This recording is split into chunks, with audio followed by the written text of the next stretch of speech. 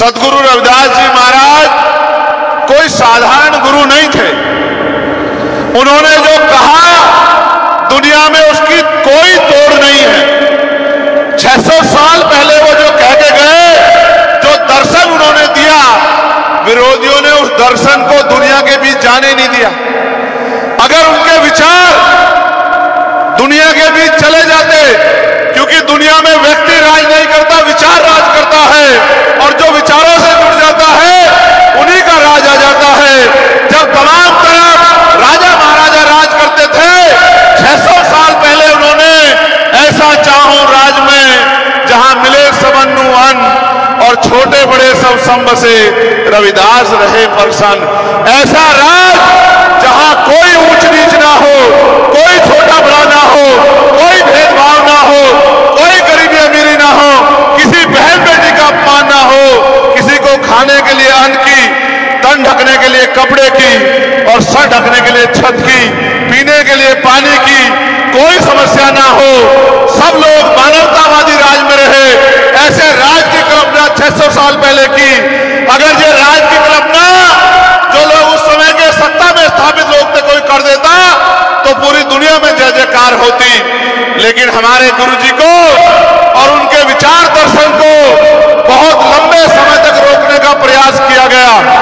मैं तो धन्यवाद देता हूं हमारे सिख भाइयों का कि उन्होंने गुरु ग्रंथ साहिब में सद्गुरु रविदास जी वाणियों को सबसे ऊपर रखा, उनका इतिहास जिंदा रखा।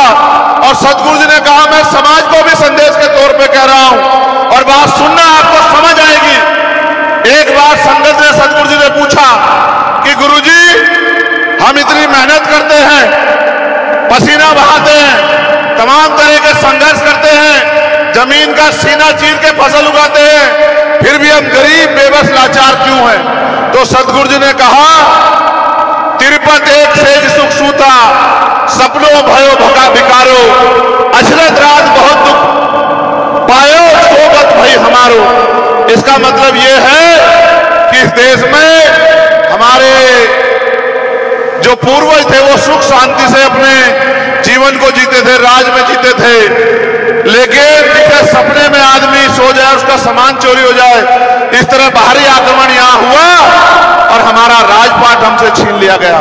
जिनका राजपाट इस देश में होता था, आज बुरी बात है मुझे संतों के बीच में कहना पड़ रहा है कि आज उनकी बच्चियों पे भी जुल्म जाति की जाती है, मूछें रखने पे, पगड़ी पहनने पे उनके साथ जुल्म किया जाता है, यहां तक कि घोड़ी पे बैठने पे भी जुल्म किया जाता है। इसका कारण यह है कि अगर आप अपने गुरुओं की बात पे नहीं चलोगे, संतों की बात पे पहरा नहीं दोगे, तो फिर आपकी तरक्की नहीं हो सकती। आप किसी के बाप को बाप कह लो, लेकिन अगर आप अपने बाप को बाप नहीं कहोगे तो आपका उद्धार नहीं हो सकता। मेरी बात को आप याद रखना। सद्गुरु जी ने कहा रास्ता बताया, मैं आपको कह रहा हूं इस रास्ते पे चल जाओ तो आपका जीवन पार हो जाएगा। सद्गुरु जी ने कहा कि रविदास मानुष करी बसन्नु, सुकर है दो ठाव, एक सु स्वराज माही दूसर मरगट गाओ। कि अगर सुख शांति का जीवन जीना है, इज्जत सम्मान का जीवन जीना है, तो दो ही रास्ते हैं। पहला, स्वराज माही अपना राज लाओ, और अगर राज नहीं ले पाए तो सुख शांति मिलेगी मरने के बाद शमशान घाट कब्रिस्तान में। अगर जीते जी चाहिए तो स्वराज लाओ, अपना राज लाओ। आज देखो लाखों की संख्या यहां है, तो मुझे कल ये बताना कि आपकी जिंदगी में सब अच्छा हो गया है क्या? सब अच्छा तब होगा जब आपका राज आएगा।